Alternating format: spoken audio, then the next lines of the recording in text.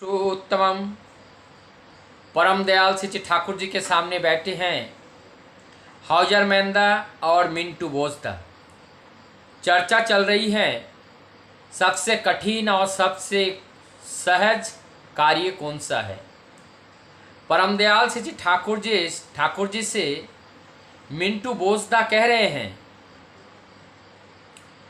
एक बात मुझे ऐसा लगता है कि सबसे जो सहज काम होता है वो है सब कुछ ईश्वर या भगवान को ऊपर दोष लगाकर अपने आप को बचा लेना, और सबसे कठिन होता है अपने को अपने से धोखा देना। ठाकुर जी इस बात को आगे बताते हुए कहते हैं, ठाकुर जी कह रहे हैं मुझे लगता है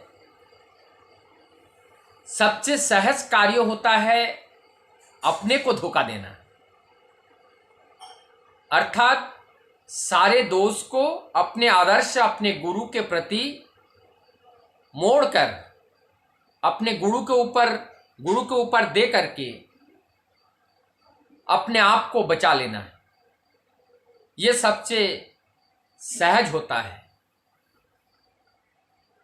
अर्थात बहुत लोग कहते हैं मैंने ठाकुर जी को पकड़ा 30 वर्ष 40 वर्ष कोई 50 वर्ष, मुझे कुछ प्राप्त तो नहीं हुआ, क्या मिला मुझे? कुछ नहीं मिला। भगवान या ईश्वर मुझे देखते ही नहीं है। लेकिन हम दोष लगा रहे हैं ईश्वर के ऊपर। यह अत्यंत सहज होता है। ईश्वर के ऊपर आदर्शों के ऊपर दोष लगा करके अपने आप को निर्दोष साबित करना यह सहज होता है। लेकिन वास्तविकता क्या है इसको हमें समझना पड़ेगा। वास्तविकता तो ये होता है, हमने कहने के लिए लोगों के सामने प्रस्तुत करने के लिए मैं कह देता हूं मैं ठाकुर जी को पकड़ा हूं, मैं ये करता हूं वो करता हूं। हम खुद अपने आप से पूछें कि मैं क्या करता हूं, तभी सारी बातें क्लियर हो जाती हैं। अर्थात ये जो हम बता रहे हैं कि 30 वर्ष से मैंने क्या पाया, क्या ठाकुर जी ने हमें दिया, लेकिन हम अपने आप से प्रश्न क्यों नहीं करते हैं कि हमने क्या किया। क्या मैं ठाकुर जी को ग्रहण करने से पहले मेरी आदत थी 10 बजे उठने की, मैंने उस आदत को परिवर्तन किया, मैंने उस आदत को बदला। मेरी आदत थी बीड़ी सिगरेट तंबाकू खाने की, मैं ठाकुर जी को पकड़ने के बाद क्या मैंने उस आदत को छोड़ा? मेरी आदत थी माता पिता और गुरुजनों को सम्मान ना करना, क्या मैं इस ठाकुर जी को ग्रहण करने के बाद उनसे जो वादा किया था उस बात के रक्षा के लिए मैंने ऐसा कृत्य कार्य करना बंद किया? अर्थात जैसा मैं पहला था वैसा मैं आज भी हूं। क्यों? इसका क्या कारण है? कारण यह है जो कार्य मैं पहले भी कर रहा था ठाकुर जी ग्रहण करने से पहले, जैसे मैं चल रहा था, जैसे कर रहा था, आज भी मैं ठाकुर जी को ग्रहण करने के बाद भी वही कृत कार्य करता हुआ चल रहा हूं। मैं कोई कार्य नहीं छोड़ा हूं। अर्थात मैंने अपने इष्ट आदर्श या गुरु की कोई बात को जीवन में नहीं पालन किया हूं।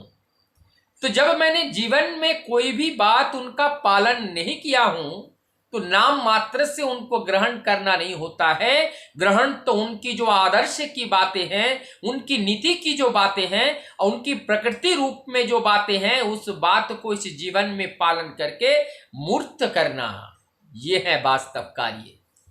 तो हम वास्तव कार्य से दूर रहते हैं।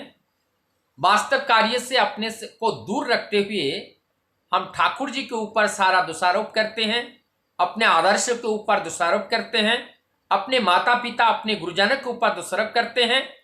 हमारी जीवन की असफलता को, इसको ढांकने के लिए मैं अपने गुरुजन के प्रति दोष लगा देता हूं, दोष मार देता हूं। क्या ये हमारे चरित्र हैं?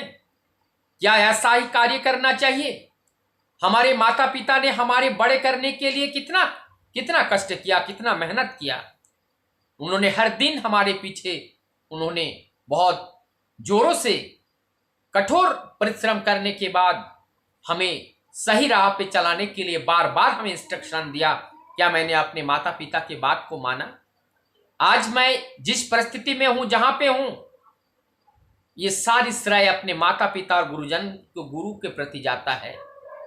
इसलिए अगर हम असफल होते हैं, दोषी हमारे माता पिता को हम करेंगे, ये कहां का न्याय है? ये न्याय नहीं है। अर्थात इसीलिए हम इसको सही रूप से ठाकुर को पकड़ करके हम फांकी देते हैं, हम धोखा देते हैं। और इसीलिए ठाकुर जी ने सत्तर शरण में बताए हैं कि धोखा देने पर धोखा ही पाओगे, धोखे में पड़ोगे। तो वही हमारे जीवन में होता है। जैसा बीज हम बोते हैं वैसा फसल हम काटते हैं। बीज अगर हम बोते हैं गेहूं का, हम लाई कहां से काटेंगे? नहीं काट सकते हैं ना। आम के पेड़ में कटहल हम नहीं प्राप्त कर सकते हैं। जैसा बीज हम बोएंगे वैसा फल ही हमें प्राप्त होगा। अर्थात हमें किसी को ऊपर दोष मारना नहीं है, हमें अपने आप के अंदर जो कमियां हैं उस कमी को ढूंढना है। जिस दिन हमारी जो दृष्टि अपने आप के अंदर प्रवेश किए हुए, अपने आप के अंदर जो दोष हमारे अंदर संचित हुए हैं, दोष हमारे अंदर जो पड़ा हुआ है, वो दोष देखने की क्षमता हमारे अंदर जिस दिन हो जाएगी, उस दिन हम ठाकुर जी के प्यारे हो जाएंगे। उस दिन हम अपने आप को ठाकुर जी के पथ पर चलने के योग्य बन पाएंगे। लेकिन जब तक हम दूसरे के अंदर दोष तो सहजता के साथ देख लेते हैं, लेकिन अपने अंदर की दोष को हम नहीं देख पाते हैं। क्यों? हमने अपने आदर्शों को माना ही नहीं, अपने आदर्श को ग्रहण किया ही नहीं। अगर हमने अपने आदर्श को ग्रहण करते तो अपना दोष, अपना जो दोष है, अपना जो कालिमा है, अपना जो अपरिच्छन्नता है, वो एकदम साफ साफ हमें दिखाई देता। लेकिन हमने ऐसा कार्य नहीं किया है। तो इसका मतलब जीवन में अपने आप का जो दोष है, अपने आप का जो गलतियां हैं, जो गलतियां हम करते हैं, सहजता के साथ, विनय के साथ, शालीनता के साथ मैं इसको अगर स्वीकार करते हुए, मैं इसको अगर पश्चाताप करता हूं, मैं अपने चित्त में इसको चित्रित करते हुए, मनन करते हुए, उसको दोबारा ऐसे कृत्य कार्य को ना करने का जो प्रतिज्ञाबद्ध लेकर के ठाकुर जी के कार्य में अगर रत रहने में सक्षम होता हूं, तो हमारा जीवन, हमारा चरित्र सब कुछ बदल जाता है। तभी हमारे परम पिता भी खुश होते हैं। तो अर्थात दोषारोप करना ठाकुर जी के ऊपर ये सहज होता है, लेकिन अपने आप को दोषी ठहराना ये बड़ा कठिन होता है। लेकिन जिस दिन हम ठाकुर जी को प्यार करेंगे तो अपने को दोषी ठहराना सहज हो जाएगा और ठाकुर जी को दोषी ठहराना कठिन हो जाएगा। तो हम समझ चुके हैं कौन सा चीज कर्म सहज होता है और कौन सा कठिन होता है। हम अपने जीवन को प्रभु के साथ जब जुड़ देते हैं, इस जीवन में कोई चीज कठिन नहीं रहता है, हर चीज सहज हो जाता है और जीवन सुखमय हो जाती हैं, सुखी हो जाते हैं और जीवन का पथ बहुत ही सुगम हो जाता है। वंदे पुरुषोत्तम।